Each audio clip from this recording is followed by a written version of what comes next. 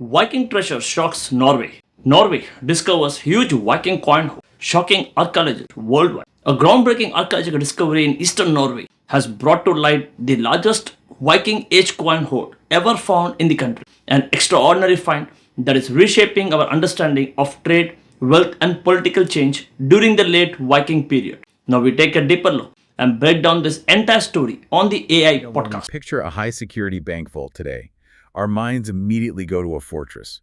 We envision, like, 3-foot-thick, solid steel doors, complex laser grids, armed guards patrolling the perimeter. Right, maybe even biometric retinal scanners. Exactly.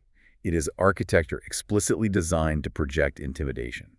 A space built to keep massive wealth locked away and completely isolated from the rest of the world. Well, it is a very modern, almost paranoid concept of security. I mean, we build fortresses because we want the physical structure itself to declare that the assets inside are untouchable. Right, but then, you step out of the modern financial district and into the realm of archaeology, and suddenly that high-tech, impenetrable steel vault is replaced by something entirely different. It is replaced by dirt. Yeah, just dirt. Just regular, unremarkable, damp soil underneath an ordinary, quiet farm. And yet, that simple mud managed to do the exact same job as the steel vault. It kept a monumental secret completely safe for 1,000 years. So welcome to this custom-tailored deep dive where we are examining a truly staggering discovery that was recently pulled from the ground in Norway.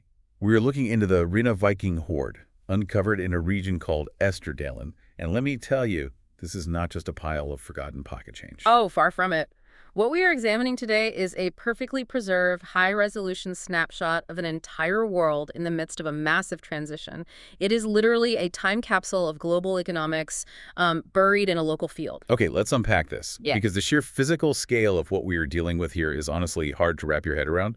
Over 2,970 silver coins have been recovered from this site so far, and the excavations are actually still ongoing. That number just keeps climbing. Yeah. It is a discovery that is actively rewriting our understanding of Viking-era wealth. I mean, it is changing how we view the actual physical evolution of money itself. And it is illuminating these ancient, highly complex global trade networks that connected the world centuries before, cargo ships or digital banking even existed. And what's fascinating here is that the single most surprising thing about this massive historic Norwegian treasure is that very little of it is actually Norwegian. Which completely blows my mind. I mean, it challenges everything we assume about medieval Scandinavia. But before we even get into the international mystery of the treasure itself, we really need to understand how this fortune was pulled from the dirt in the first place. Right, because the extraction of these coins is a masterclass in modern archaeological discipline. It really is. It started with two metal detectorists, Vegard Surli and Rune Seidfrey. They were out sweeping a field near Rena in Østerdalen, just listening to the hum of their equipment when they got a massive signal. A huge hit. Yeah, so they started carefully moving the soil, and they found a silver coin. Yeah. Then another, and another. They ended up pulling exactly 19 coins out of the ground, and then, well, they just stopped. Which is incredible. They packed up their gear, halted their search completely, and called the authorities. That decision right there is the linchpin of this entire discovery. It is an incredible display of restraint that, well, most people simply wouldn't have in the heat of the moment. It defies human nature. Finding a 1,000-year-old silver Viking coin, realizing there are dozens more right beneath your boots, and deciding to walk away. That is the equivalent of opening a fresh bag of your favorite potato chips, eating exactly one single chip, and then putting a clip on the bag and walking out of the kitchen. That is a perfect analogy. The adrenaline must have been absolutely off the charts. But it strikes me that if they had let that excitement take over and just kept digging frantically, they would have completely destroyed the soil layers. Oh, absolutely. They would have ended up with a huge pile of silver, but absolutely no context for how it got there. How crucial was this self-control for the actual archaeological record? You hit the nail on the head. That is the fundamental difference between treasure hunting and archaeology. An artifact on its own, say a silver coin sitting on a velvet cushion in a museum, tells us a very limited story. Right, it is just an object. Exactly. We can weigh the metal, we can read the inscription of the king who minted it, and that is about the extent of the data. But an artifact secured in its original context tells us an entire history. It tells a story. Yeah.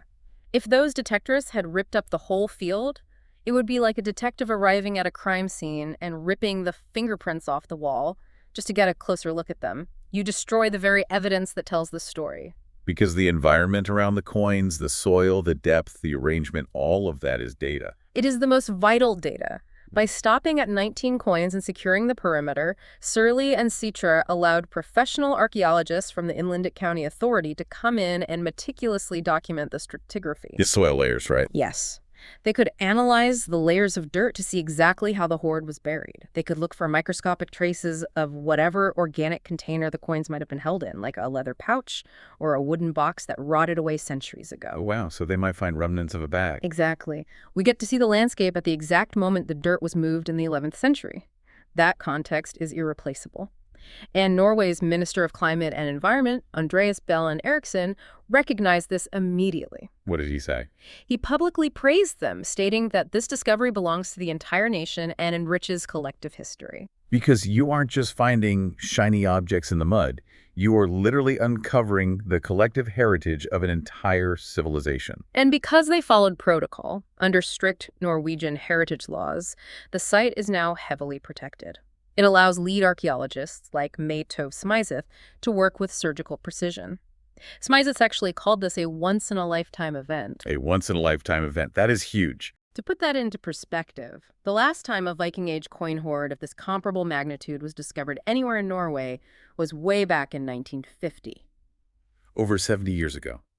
So the site is locked down, the experts come in with their brushes and trowels, and they start carefully pulling up more and more silver. And just kept coming.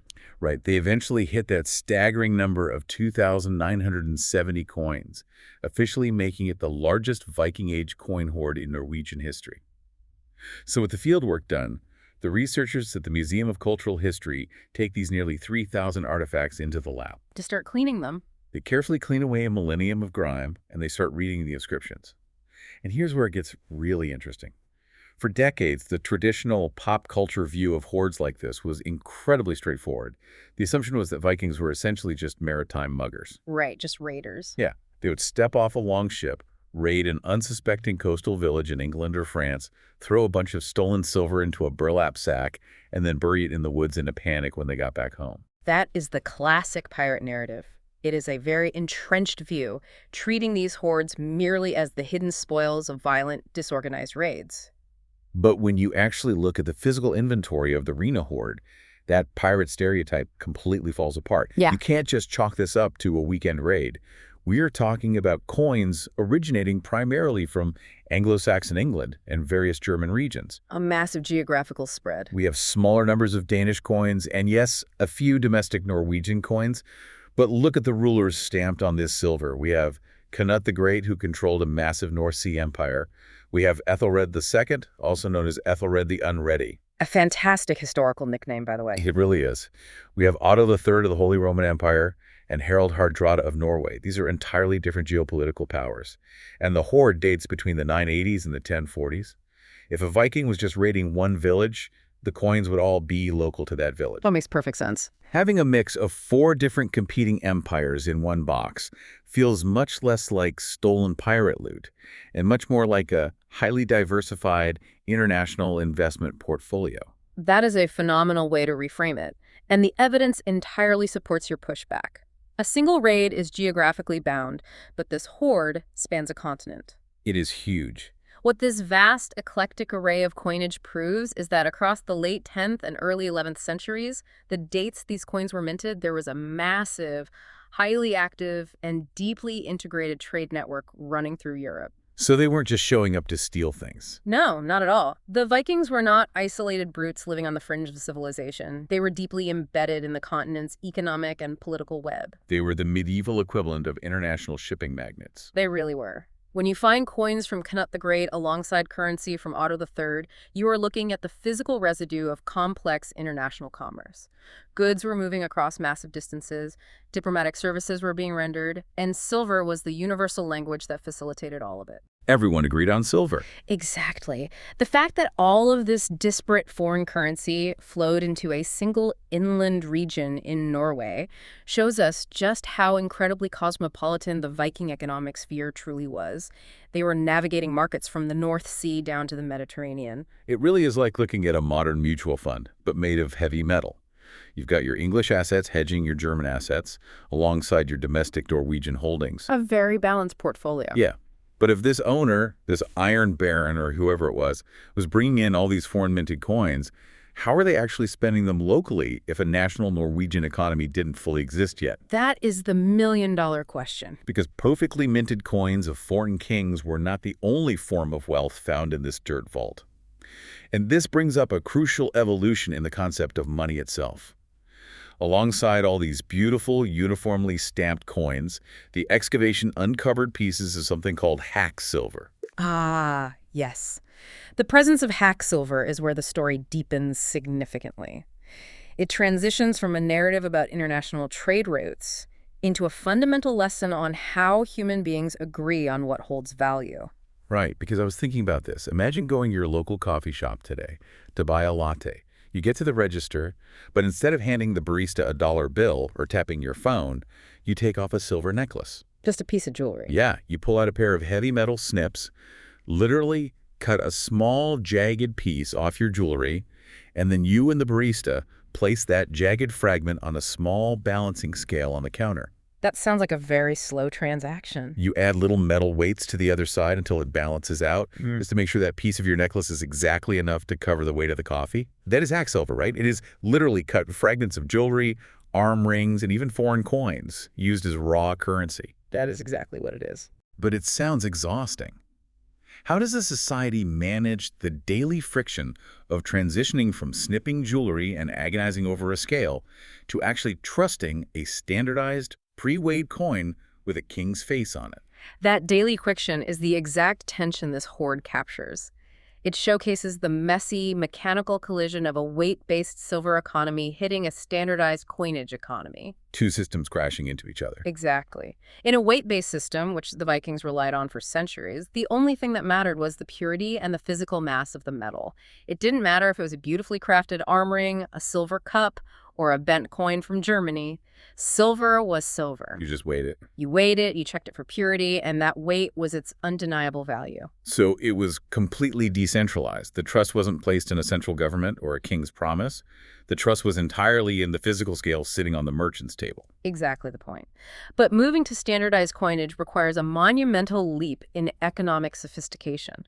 When a central authority, like a king, mints a coin, he is essentially making a guarantee. A promise of value. Yes. He is telling the public, you no longer need to carry a scale. My royal seal on this piece of metal guarantees its exact weight and purity. But it is also about control. By forcing people to use minted coins, a king controls the money supply. Of course. He can dictate taxation, and crucially, the crown takes a cut of the silver during the minting process. That is a concept called seigniorage. So if I bring a pound of raw silver to the king's mint, I might only get back 0.9 pounds of stamped coins. The king keeps the difference for providing the service of standardization. Yes, and that is why centralized governments push so hard for it. Professor Svein Goldbeck from the Museum of Cultural History points out that this specific hoard, based on the newest coins inside it, was likely buried right around the year 1047. Okay, 1047. And 1047 is not just a random date. That is the exact period when King Harald Hardrada was aggressively establishing a national Norwegian currency. Oh, wow. So this hoard is literally caught in the crossfire. It has the old school snipped up hack silver and the new school standardized coins sitting side by side in the dirt. It is a fossil record of an economy modernizing in real time. Harald Hardrada wants to pull power inward. He wants his citizens to stop weighing bits of broken bracelets and relying on untraceable German silver and start using his official taxable money. That makes total sense. And here in Østerdalen, we have a hoard that perfectly encapsulates that transitional friction. The old decentralized world and the new centralized world locked together in a buried box. It is wild to think about the everyday medieval person trying to navigate that shift. Imagine standing in a market in 1047 thinking, do I hand over the new Herald coin, or do I just cut an inch off my aunt's silver ring like we've done for generations? It was probably a very confusing time. Well, wait, this brings up a massive geographic puzzle piece that we haven't touched on yet. We have this enormous international fortune. We have this snapshot of the dawn of standardized money. But why was all this staggering wealth buried exactly where it was? In Østerdalen. Yeah, because Østerdalen is a heavily forested inland farming region. If I am looking for a booming epicenter of international Viking commerce, I am looking at a major coastal port. Somewhere with ocean access. Right. I want deep water for long ships, massive docks, and a harbor. I'm certainly not looking for wealth in inland bogs and pine forests. It is a very logical assumption to make. We are conditioned to associate naval powers with coastal wealth. But archaeologist Justine Burstel has highlighted that the location of this hoard in Østerdalen is absolutely no geographic accident. Oh, really? Between the 900s and the 1200s, Østerdalen was not just a quiet farming community. It was a massive industrial hub for a very specific, wildly lucrative resource, iron production. Wait, we were talking about bog iron. Yes. The locals were extracting iron ore directly from the peat bogs. They were pulling this muddy, iron-rich sludge out of the wetlands, roasting it, smelting it in massive charcoal furnaces, and exporting the refined iron on an industrial scale across Europe. Which completely reframes how we view that entire inland region. I mean, if you think about the mechanics of the Viking Age, bog iron was essentially their crude oil. The demand must have been insatiable. You couldn't build an empire without it. Right. You need iron for swords, for battle axes, for agricultural plies to feed your people. But most importantly, you need iron for ships. It takes thousands of forged iron rivets to build a single Viking longship. Exactly. Without massive quantities of iron, the entire Viking maritime expansion completely stops in its tracks. So the people pulling this muddy ore out of the bogs in Østerdalen weren't just subsistence farmers, they were sitting on the most strategic resource of the medieval world. If we connect this to the bigger picture, it explains the origin of the hoard perfectly. The intensive labor required to extract and smelt bog iron transformed Østerdalen into an economic powerhouse. So they were rich. Very rich. When you are the primary supplier of the crude oil that fuels European warfare and expansion, you're going to command payment in the absolute premium currency of the day. Which is high-grade silver from the empires buying your iron. Exactly. The foreign kings, like the Anglo-Saxons and the Germans, desperately needed Norwegian iron to arm their soldiers and build their infrastructure. In return, the Norwegian iron producers demanded cold, hard silver. Wow, that completely explains the location. That dynamic explains exactly why so much foreign wealth bypassed the coastal ports and flowed deep into this specific, forested inland region. It perfectly tethers the muddy, exhausting local landscape of Østerdalen directly to the glittering, high-stakes global economy of medieval Europe. So what does this all mean? We started this journey looking at two guys out with metal detectors in an unassuming field, just hoping to find a few lost trinkets. And they found history instead. Right. And by having the incredible discipline to eat just one potato chip, basically, by stopping their dig at exactly 19 coins, they preserved the context that unlocked a world so much richer than we ever realized. They really did. We discovered a booming inland bog iron industry that literally fueled empires. We traced the silver of legendary kings like Canute the Great and Ethelred the Unready across an entire continent. And we witnessed the exact moment a society wrestled with the painful birth of a national economy. Transitioning from raw weight to standard money. Exactly. Transitioning from the raw weight of chopped-up jewelry to the trusted stamp of standardized money. History is rarely as isolated or primitive as our pop culture myths suggest. I mean, you tend to view the past as disconnected, imagining different kingdoms living in their own muddy bubbles. Right, like everyone is just isolated. But the Rena hoard provides indisputable physical proof to the contrary. 1,000 years ago, local Norwegian bog workers smelting iron in the freezing wetlands and powerful Anglo-Saxon kings sitting in their grand halls across the North Sea were inextricably linked. They were doing business together. They were bound together by supply chains, by military necessity, and by the heavy silver coins that constantly changed hands between them. It is a profoundly connected world. But we have this massive corporate wealth from the bog iron industry. Sitting right at the exact moment the Norwegian king decides he wants to centralize the currency and take a cut of everything. Right, the 1047 transition. That completely changes the context of a buried box of silver in the woods.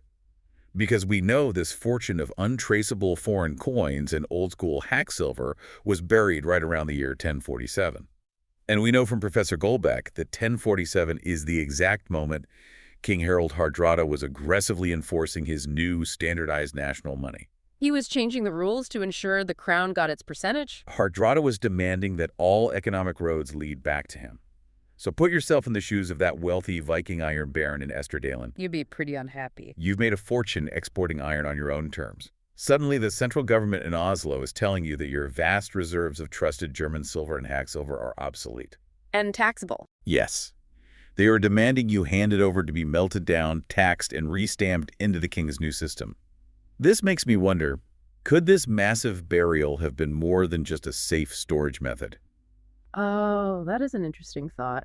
Was the owner deliberately hiding their untaxed old-world money deep in the dirt to protect it from a centralizing government trying to force them onto a brand-new financial grid? Just hiding their wealth from the crown. Exactly. What if that unremarkable patch of dirt wasn't just a bank vault?